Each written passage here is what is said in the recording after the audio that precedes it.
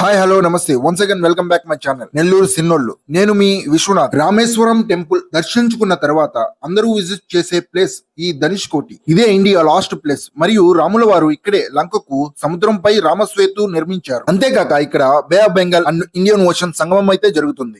రామేశ్వరం నుంచి 10 కిలోమీటర్స్ దూరంలో కోదండరామ టెంపుల్ అయితే కనిపిస్తుంది. ఈ కోదండరామ ఆలయాన్ని విభీషణ ఆలయం అని కూడా అంటారు. విభూషణుడు రావణుడి తమ్ముడే. రాముల వారు రావణుడితో యుద్ధం గెలిచిన తరువాత రాముల వారు విభూషణుడికి ఇక్కడే పట్టాభిషేకం చేశారట. ఈ టెంపుల్ లోపల ఇలా స్థల పురాణం గురించి కొన్ని ఫొటోస్ ఉన్నాయి. టెంపుల్ లోపల వీడియో తీయడం అనేది అలవ్ లేదు. మనమైతే ఎలవకల వీడియో తీసాం లేండి. 1964లో వచ్చిన సునామీకి ఇక్కడ ఉన్న కొన్ని ప్రాంతాలు నాశనం అయిపోయాయి. కానీ ఈ టెంపుల్ కి మాత్రం ఏమీ కాలేదు. ఈ టెంపుల్ బయట రాముల వారు లంకకి రామసేతు నిర్మించడానికి ఉపయోగించిన రాయి, అంటే ఆ రాయి కాదు, అలాంటి రాయి అక్కడ జాలరి వారికి దొరికిన రాయి. ఆ రాయి నీళ్లలో మునగదని ఒక నీళ్లున్న తొట్టులో అయితే వేస్తారు. ఇక్కడ ఒక శివలింగాన్ని కూడా ఏర్పాటు చేశారు. ఈ రాయిని చూడడానికి 20 రూపాయలు అయితే చార్జ్ చేస్తారు. ఇక్కడికి వచ్చిన వారు ఈ రాయిని నెత్తి మీద పెట్టుకుని జై శ్రీరామ్ అని అంటున్నారు. ఇక్కడ నుంచి కొంత దూరం పోతే మనకు ధనుష్ కోటి వస్తుంది. మనం ధనుష్ కోటికి వెళ్లే దారిలో ఒకవైపు రైల్వే స్టేషన్, ఇంకొక వైపు చర్చ్ అయితే కనిపిస్తుంది. 1964 సంవత్సరంలో ఇక్కడ సునామీ వచ్చినప్పుడు ఈ రైల్వే స్టేషన్ లో కొంత భాగం, చర్చిలో కొంత భాగం, ఇంకొంచెం ముందరకు పోతే లైట్ హౌస్ కనిపిస్తుంది.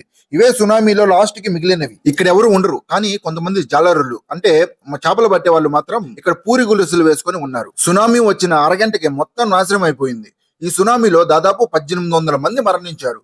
అదే టైంలో అక్కడికి ట్రైన్ రావడంతో సునామీలో చిక్కుకొని ఆ ట్రైన్ లో 150 మంది ప్రయాణిస్తుంటే 150 మంది చనిపోయారు. అయితే ఇక్కడ బీచ్ వ్యూ అయితే చాలా బాగుంది. కానీ ఇక్కడ ఒక విషాదం జరిగింది కాబట్టి దీనిని డెవలప్ చేయరు అనుకుంటా. అంతేకాదు ఈ రోడ్ లో చాలా తమిళ్ మూవీ షూటింగ్లు కూడా జరిగాయి. మనకు లెఫ్ట్ సైడ్ ఉండేది బే ఆఫ్ బెంగాల్, రైట్ సైడ్ ఉండేది ఇండియన్ ఓషన్. మనకి ఎదురుగా కనిపించేది అశోక స్తంభం, పైన 4 సింహాలు కూడా చూడొచ్చు. ఇంకొక విషయం, ఇక్కడ వెహికల్ పార్కింగ్ కి ఎటువంటి డబ్బులు కట్టవలసిన అవసరం లేదు. ఇక్కడ నుంచి కొన్ని కిలోమీటర్ల దూరంలోనే శ్రీలంక వస్తుంది. అటు పక్కకి పర్మిషన్ లేకుండా పోకూడదు. లేదు నేను పోతాను, జనాల్ని ఎక్కేస్తాను అన్నారనుకో మీ ఇష్టం, మర్యాద గాల్ చేస్తారు. ఇక్కడి నుంచి రామసేతు స్టార్ట్ అవుతుంది. పురాణాల ప్రకారం ఇక్కడ నుంచి లంకకి 50 లక్షల మంది వెళ్లారు. వారితో పాటు గుర్రాలు, ఏనుగులు, రథాలు అన్ని వెళ్ళాయి. అన్నిటిని తట్టుకుందంటే రామసేతు ఎంత పెద్దదో మీ ఊహకే వదిలేస్తున్నారు. ఈ ప్లేస్ కి 5:30 లోపలే వెళ్ళాలి. తర్వాత లోపలికి ఎంట్రీ లేదు. అన్ని బీచులు లాగా ఇక్కడ కూడా అటుపక్క ఇటుపక్క అంగళ్ళు అయితే ఉంటాయి. సముద్రంలో పట్టిన చేపలను మనకు లైవ్ లో వండిస్తారు. ధనుష్ కోటి నుంచి వస్తున్నప్పుడు డాక్టర్ ఏపీజే అబ్దుల్ కలాం గారి ఇంటికి అయితే వచ్చాం. ఇంటిపై ఆయన సాధించిన డిగ్రీలు, ఆయనకు వచ్చిన అవార్డులు, ఆయన సాధించిన విజయాలు అన్నిటిని ఒక మ్యూజియం లాగా ఏర్పాటైతే చేశారు.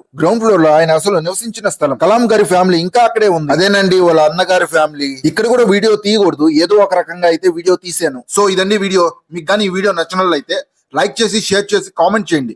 తప్పకుండా మన ఛానల్ అయితే సబ్స్క్రైబ్ అయితే చేసుకోండి. ఉంటా మరి, బాయ్.